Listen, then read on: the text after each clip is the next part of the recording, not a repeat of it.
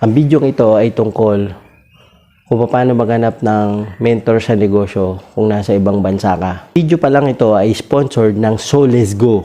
So, share ko lang ng konti. During pandemic, lahat naman ng tao ay naapektuhan worldwide. So, hindi kami nakaligtas doon during that time. So, nangyari, ang daming nagsasarang kumpanya. Ang daming nawawalan ng trabaho, ang daming umuuwi. So, kami, nawawalan din kami ng benta. So, syempre, think ahead ka na. So, hindi mo alam kung may chance pa magsara yung company nyo or wala. So, ilulook forward mo yung mga possibilities. So, syempre, during pandemic, think the worst na. As in, doon ka sa worst scenario kung anong gagawin mo. So, during that time, lahat yata ng hassle ay tinry kong gawin kasi tumigil yung you can say, increment during that time. Di naman binawasan yung sweldo, awa ng Diyos. Pero, ramdam mo sa paligid mo na nagkikahos yung mga nangyayari sa paligid mo. So, hindi namin alam kung kami ba ay kung magsasara ba yung kumpanya or tatanggalin ba kami. So, hindi mo alam kung ano yung mangyayari. So, ang lahat yata ng hassle, ginawa ko na parang nagtry ako magbenta ng insurance pero pang Pilipinas yun. Halimbawa, yung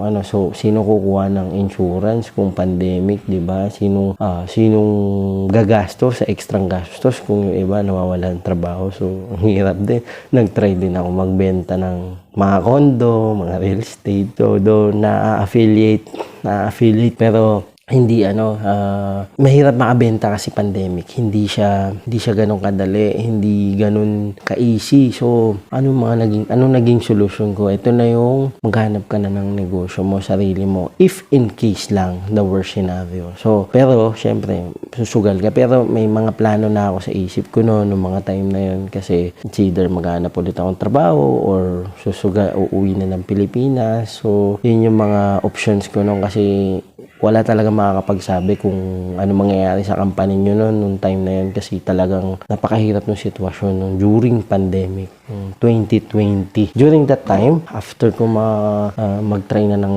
mga side hustles, nag-try din ako magbenta ng mga second hand cars. Mahirap din makasungkit. So, doon ko napag-alaman na talagang yung skill ko hindi pa ganun kahasa. Though, ang exposure ko ay nasa sales field but more on technical sales. Hindi ako yung regular na ahente na may skill talaga magbenta. So, ito yung mga paraan para makahanap ka ng mentor mo para magnegosyo sa abroad. So, ano yung una mo? Ito yung mga ginawa ko. Unang-una, mag-join ka sa community. Any community na mga positive, yun nga, alam mo naman, mga Pinoy, dumidiskarte yan kahit saan. So, nung join ako sa community, marami ako community na joinan hanggang sa mapadpad ako dito sa Pinoy Dads. So, dun sa Pinoy Dad, nag-check ako ng syempre yung mga tatay, iba yung mag-isip niyan. So, yung mga tatay, tinik ko yung mga side hustle ng mga tatay. Hanggang yung isang post doon, ang post niya, yung ay regarding sa isang workshop, yung side hustle. Tapos meron siyang WhatsApp group. So, dun sa WhatsApp group na yon, ang tinuturo niya, pagbebenta, like e-commerce. So, yan yung So, step 1, magtayo sa step 1, maghanap ka ng group. Number 2, maghanap ka kung ano mga ginagawa ng mga tao sa loob. I-check mo. Yun yung number 2, i-check mo yung mga trip nila. Ano yung trip ng side hustle. So, yun yung number 2. So, ang video nga pa lang ito ay sponsored ng So Let's Go. So, sila ay mga nagbebenta apparels, yung mga marketing materials for the company, at iba pa, at marami pa. So, mga customize. So, tuloy tayo sa number 3. Number 3, meron dyan na may magtuturo ng kaalaman nila. Sinishare nila yung kaalaman nila para makatulong sa ibang tao. So, pag nahanap mo yung tao na yun, subukan mong habulin. Kung may number na siyang sinare, habulin mo, i-text mo, i-WhatsApp mo, tawagan mo. Hanggang sa maging kaibigan mo to at maging kausap mo. So, yun, pag nahanap ko isang tao na yun, nag-train siya in technical workshop, face-to-face na, though medyo dahan-dahan palang lumuluwag noon year. So, last year ko to na-meet tong tao na to. Napaka-humble na tao. down to earth. And ayun, nahanap ko siyang tao na to, no? So, yun. So, siya ay talagang sa dami niyang tinuturuan, nabibigyan kanya ng panahon na napakabait nitong tao na to. So, ayun, nag-try akong umattend sa 2 workshop niya and marami naman akong tunan doon sa unang workshop. Do kasi, syempre, every now and then may batch per batch eh. Ang hirap nang i-filter. Sabi ko nga, if I can help this person, because dami niya natutulungan. Tutulungan ko siya. Pero, napaka-busy ng tao na to eh. So, yun yung number 3 natin. Habulin mo. As in, i-text mo, i-message mo. Kasi yung mga tao, totoong taong tumutulong, mga humble yan, syempre, totoong tao yan. At the same time, nakapag-build na rin siya ng sarili niyang community. So, ayun, mag-join ka doon sa community niya. Maybe that's number 4, join his community and support. And yun nga, yung guidance, follow mo lang kasi yung mga taong tumutulong, hindi kanyan lolokohin. Hindi kanyan sa bagay. Alam mo naman yung mga Ponzi scheme or yung mga networking lang. So, tips just wrap up. Number 1, you join a community. Number 2, look for inside that community, look for that side hustle. And number 3, when you find someone is volunteering, you catch that person. Whatever it is, you catch that person. And number 4, join his own community. And I'm sure he will definitely teach you how to make business. So, bakit ko nga pala ito ginagawa?